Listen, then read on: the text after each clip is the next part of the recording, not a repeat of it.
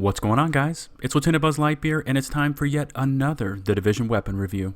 Today is review number 68, and we'll be featuring the SOCOM M1A Marksman Rifle. But before we get into the review, here are some basic stats and in-game weapon info for you on the M1A. The country of origin is the United States of America. The rate of fire is 300 rounds per minute. The magazine size is 10 rounds. The fire type is semi-auto only, and the reload speed is 2.90 seconds.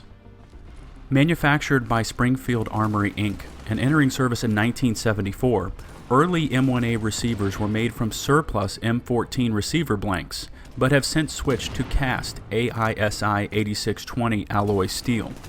Firing the hard-hitting 7.62 by 51mm or 308 Winchester rounds, the M1A is capable of delivering devastating firepower at medium to long ranges. Magazine sizes are available in 5, 10, and 20 round double column detachable box, and dry, the M1A weighs in between 7.8 and 11.6 pounds. Real life available variants include the Standard, Loaded, National Match, Super Match, M21, M25, SOCOM 16, Scout Squad, and SOCOM 2. Our in-game variant, the SOCOM 16, is a more modern and lightweight version of the M14. It features the shortest barrel of any M1A at just 16 inches for a rifle permissible without taxing and registration under the National Firearms Act in the US. The gas system has been reworked to ensure proper operation with the shortened barrel, and a new compensator has been added to soften recoil. As I continue to bring you Division weapon reviews, certain weapons become increasingly difficult to find and review as I am at the mercy of the RNG system. With that being said, I had to locate and purchase this superior version from the Eastside DZ6 vendor, as I was unable to loot one from the DZ or daily missions. I have reviewed many M1A variants in previous reviews and love them all for their beautiful mix of high fire rates and decent damage, and I'm currently using my first wave M1A for very high level missions.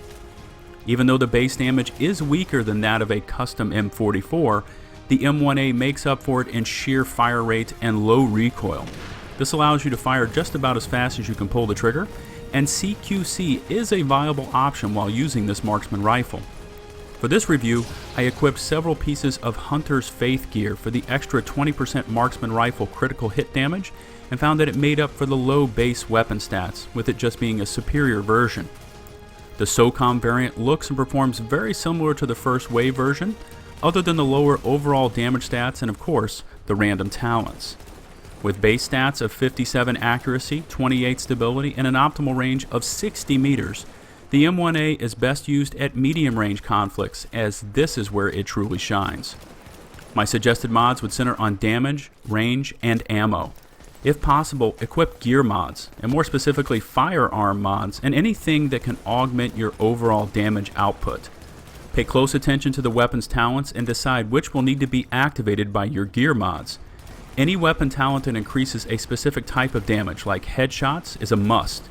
Don't forget to craft a high percentage mag mod, and I would specifically look for one that also awards bonus damage or critical hit damage. I'm going to rate the SOCOM M1A Marksman Rifle a 5 out of 5 stars. I have now reviewed the classic, first wave, SOCOM, and Historian M1As and have found them all to be quite capable of bringing a devastating mix of high RPM and decent base stats to the battlefield. I know that most players are on the prowl for that ever-elusive M1A with a god roll, but have found that even the superior versions of this weapon are still able to handle higher level NPCs. I would highly recommend this weapon to SMG users, as it gives you that all-important extended range dimension to your game. As always, I would like to hear your thoughts on this weapon and my review. Feel free to leave your thoughts in the comment section below. In addition, if you could take the time to rate the video with either a thumbs up or down, it would be appreciated. If you want some more LtBuzzLitebeer and my weapon reviews in your life, click on the subscribe link at the end of the video and follow me on Twitter. Just search for my Twitter ID, LtBuzzLitebeer. And remember, for my channel, likes, comments, subs are loved. This has been LtBuzzLitebeer. Until next time, saying peace out.